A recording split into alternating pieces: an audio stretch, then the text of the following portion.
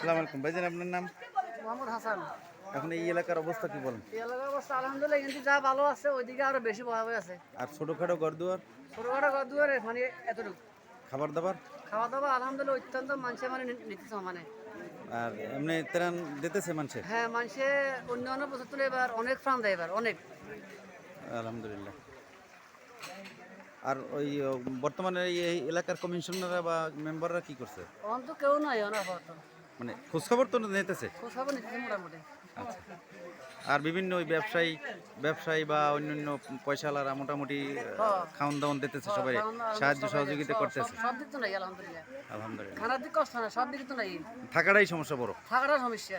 আর ওইখানে স্কুলে আছে যে, এই স্কুলে স্কুলের মধ্যে মনে হয় 200 প্লাস কেন ভাই। আর এই এলাকাটা কোনটা? এটা হচ্ছে উত্তর মধ্যপুর। উত্তর মধুপুর, লক্ষ্মীপুর। হ্যাঁ, জঙ্গল হলের ব্রিজে 200 গাছ উত্তরে। ওইদিকে মানুষ আরো বেশি কষ্টে আছে, পানিটা আটকেছে আরো। 1 নম্বর ওয়ার্ডে। হ্যাঁ, এই রাজীবপুর না?